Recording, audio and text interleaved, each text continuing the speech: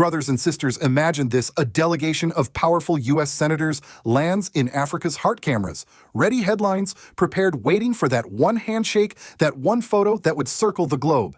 But when the doors of the meeting hall opened, the man they came for was nowhere to be found. No speech, no parade, no applause, just silence. Yet that silence shook the world. On August 29, 2025, in Ouagadougou, Burkina Faso, Senator James Austin Scott and his congressional delegation expected to meet President Ibrahim Traoré face to face. They arrived with smiles, compliments, and carefully crafted words praising Burkina Faso's fight against terrorism, its farmers turning dry land into harvest, its economy surviving under pressure. They wanted a picture of friendship, proof to show Washington that Africa was once again listening. But what they received instead was a lesson: sovereignty is not begged for, it is lived. Traoré did not attend. He sent his transitional parliament president, Dr. Ousmane Baguma, in his place, and in that absence, a louder message was heard: Burkina Faso will not bow for validation. For some, this act was shocking. For others, it was exactly what they expected from a leader who has refused to compromise his people's dignity. Because sometimes true leadership isn't in the speeches shouted from podiums, but in the silence that resists the applause of foreign powers. So I ask you, was this a mistake, or was it a masterstroke of diplomacy? Was Traoré's refusal arrogance, or was it the most powerful form of resistance? Today we will uncover why this one act of silence may be remembered as one of the boldest declarations of sovereignty in Africa's modern history. Please share this video if you believe Africa deserves leaders who protect dignity over deals. Subscribe if you believe that the truth is more important than the headlines, because what happened in Ouagadougou is not just Burkina Faso's story, it is Africa's turning point. The morning of August 29, 2025, unfolded like any other in Ouagadougou, sunlight breaking over the Sahel, markets stirring to life, the hum of a city rebuilding itself from years of struggle. But in the corridors of power, anticipation was building. A U.S. congressional delegation led by Senator James Austin Scott touched down on Burkina Faso soil. They did not come empty-handed. They brought polished speeches, television crews, photographers, and a carefully prepared message praise. For months, Washington had been recalibrating its tone toward Burkina Faso.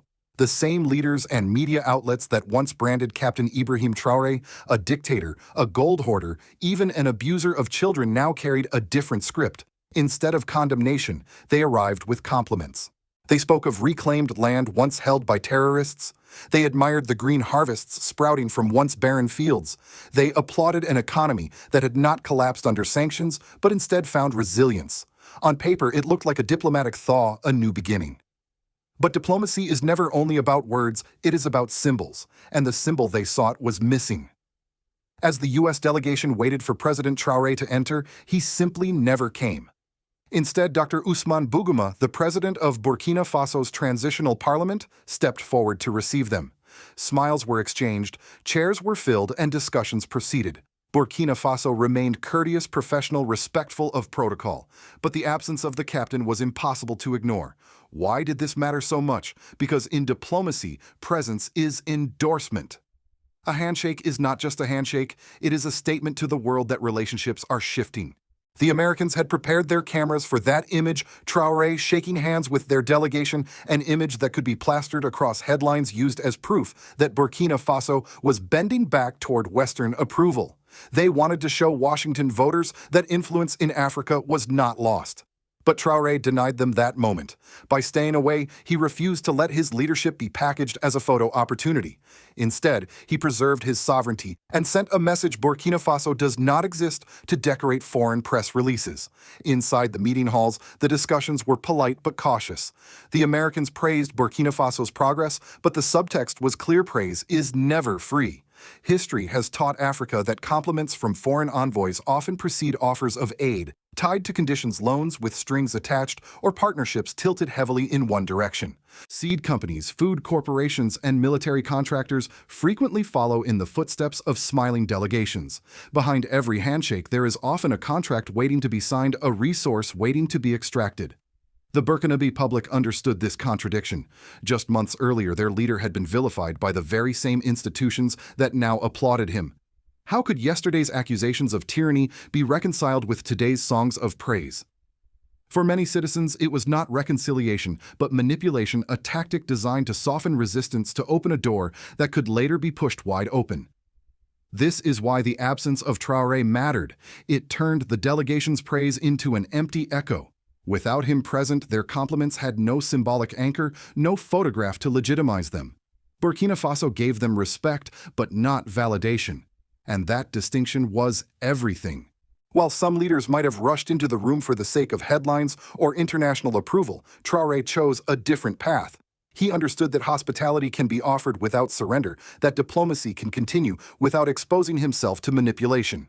In one stroke, he allowed dialogue to continue through parliament, while keeping himself and his nation's sovereignty shielded from exploitation. To many outside observers, this looked like a small detail, just one leader skipping a meeting. But within Burkina Faso, it was seen as a deliberate act of defense, a strategic move to protect the country from falling into the familiar trap of dependency. And as the people whispered in the markets and spoke in the streets, one truth became clear. Their captain had once again chosen dignity over applause. The cameras had been set, the microphones polished, the stage carefully prepared. The U.S. congressional delegation entered Ouagadougou with the confidence of seasoned diplomats who believed they knew how the story would unfold. They expected the familiar script, African leaders greeting them with firm handshakes, warm smiles, and polite gratitude. Yet as the hours passed and Captain Ibrahim Traoré remained absent, that script unraveled. What was supposed to be a victory lap of diplomacy turned into a moment of silence so profound that it became the headline itself. The climax arrived not in words spoken, but in the stark reality of an empty chair. While Dr. Ousmane Bougouma dutifully welcomed the delegation, the image that dominated international broadcasts was the absence of the man they had come to see. Reporters hungry for spectacle were left with speculation. Why was the president missing? Was it a deliberate snub, a security concern, or a calculated strategy? Within Burkina Faso, however, there was no confusion. The people knew exactly what had happened. The captain had refused to be used as a prop. The tension built as news spread across Ouagadougou's neighborhoods. In markets and tea shops, conversations grew heated. Some praised the decision as brilliant, comparing it to a master move in a chess match. He denied them the photograph they wanted. One elder was quoted as saying, "That is worth more than 1,000 speeches." For others, it was a moment of vindication. They remembered the insults, the accusations, the threats from Western media and governments. Now the same powers came bearing praise, and their leader had answered with silence. Internationally, the reactions split sharply. In Washington, officials downplayed the absence, framing it as a scheduling matter, yet the disappointment was palpable. Analysts on American television debated whether Traoré had just signaled defiance or simply miscalculated. In Paris, where resentment still lingers from the expulsion of French troops, commentators warned that Burkina Faso was sliding further away from Western influence. But across Africa, the silence was celebrated. In Bamako, Niamey, and beyond, social media erupted with messages of solidarity. This is what sovereignty looks like. The symbolism of the moment cannot be overstated. For decades, Africa had been conditioned to welcome foreign envoys with open arms, even when those envoys arrived with veiled threats or hidden agendas. Traoré flipped that expectation on its head. He allowed diplomacy to continue, but stripped it of the spectacle Western leaders craved. Without the handshake, without the photograph, without the smiling tableau, the visit lost its power. This act also deepened the emotional connection between Traoré and his people. Many Burkinabés felt a surge of pride, not because their leader had spoken fiery words, but because he had chosen restraint. In a world where every headline can be twisted, every gesture manipulated, sometimes the strongest act is refusal. Traoré's absence became a shield protecting his country from the illusion of reconciliation that might later be used against them. Of course, there were critics. Some intellectuals argued that refusing to meet might close doors unnecessarily, that dialogue, even with adversaries, has its benefits. But for the majority, the calculation was clear. Hospitality had been shown, respect maintained, but sovereignty preserved. And in that balance, Traoré demonstrated a maturity that many older leaders had failed to embody. The climax of this story then was not loud, but quiet. It was the sight of American senators leaving without the image they had come to capture. It was the whispers in the markets turning into chants of approval. It was the realization across the Sahel that silence can roar louder than speeches. And as the sun set over Ouagadougou that evening, one truth remained etched in the minds of the people: their captain had once again outplayed the world's most powerful players by doing nothing at all. When the dust settled after the U.S. delegation's visit, Burkina Faso found itself standing taller in the eyes of its own people. The absence of Ibrahim Traoré was not interpreted as neglect, it was embraced as protection. Across villages and cities, from the red earth of the Sahel to the bustling markets of Ouagadougou, the common sentiment was the same: our leader shielded us from being used. For ordinary citizens, this act deepened trust. Farmers who had seen foreign seed companies promise miracles but deliver dependency whispered with pride that their captain had seen through the same tricks. Youth who had grown up under headlines branding Africa as unstable felt a new surge of confidence. Finally, someone was refusing to play by the rules written elsewhere. Women selling produce in the streets, taxi drivers navigating chaotic roads, teachers in dusty classrooms, each felt that their dignity had been defended in silence. On the political stage, the implications were just as powerful. Traoré's refusal set a precedent: Burkina Faso would engage with the world, but on its own terms. The transitional parliament proved capable of handling foreign diplomacy, signaling that national institutions, not just the president, could carry the burden of statecraft. This decentralized form of engagement reassured citizens that the nation's sovereignty was not tied to one man alone, but was being woven into the very fabric of governance. At the same time, the refusal exposed a stark contrast between Traoré and many African leaders of the past. Too often, leaders rushed to greet foreign dignitaries seeking legitimacy abroad instead of at home. By staying away, Traoré inverted this dynamic.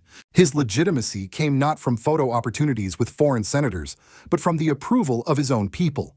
In a region long plagued by coup, corruption, and dependency, this was a radical redefinition of power.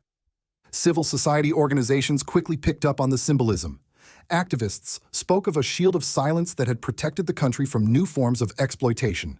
Student groups framed it as a lesson in political maturity, proof that sovereignty is not about isolation, but about discernment.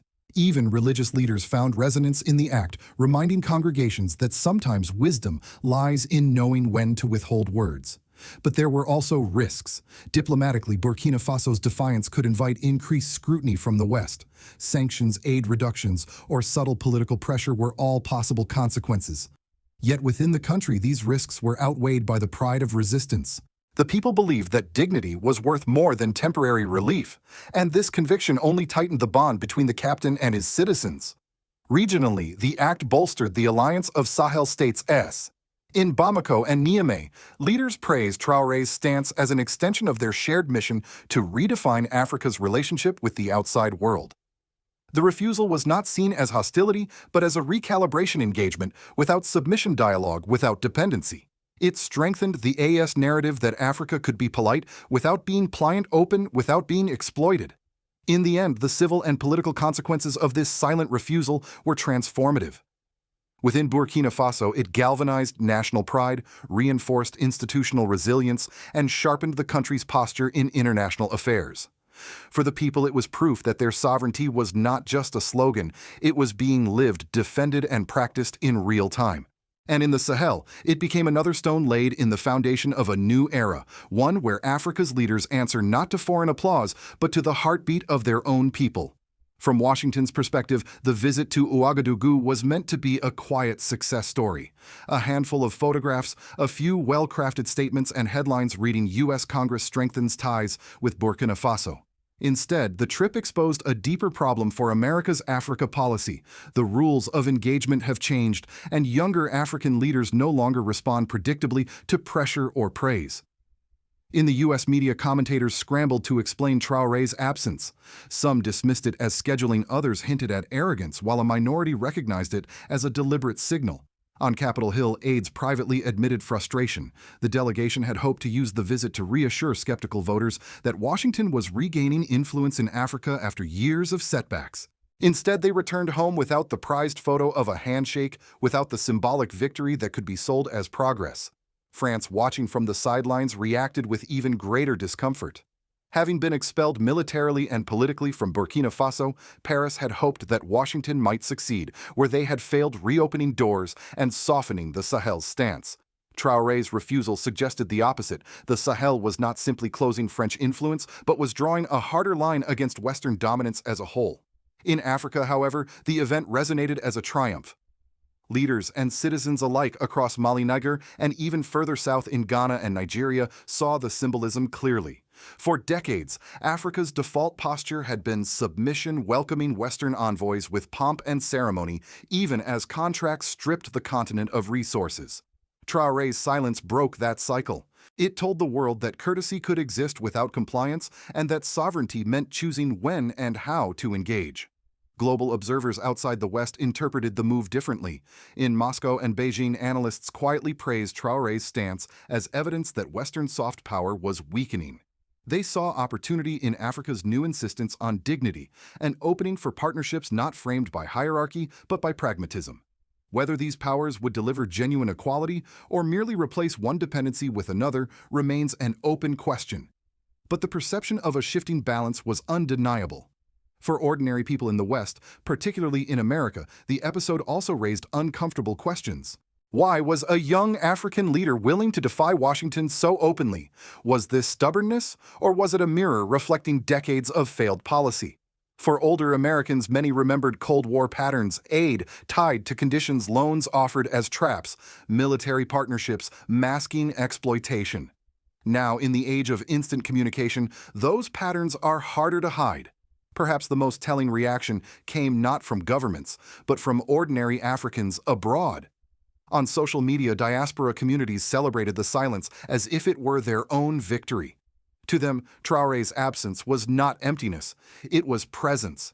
It was proof that Africa no longer needed to bow for approval, that respect could be commanded rather than requested.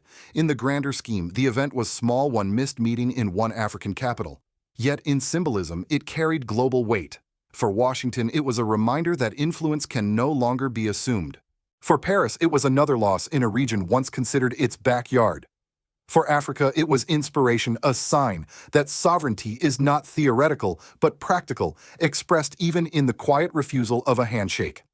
Brothers and sisters, what happened in Ouagadougou on August 29, 2025 may one day be remembered not as a diplomatic misstep, but as a turning point in Africa's history. For decades, the world has told African nations that respect must be earned by compliance, that recognition comes only after submission. Yet Ibrahim Traoré shattered that illusion with a simple choice he refused to attend. His silence spoke where speeches could not. It reminded both friends and rivals that sovereignty is not negotiated at the table of foreign applause, it is defended at home in the hearts of a people. But this silence is also a warning.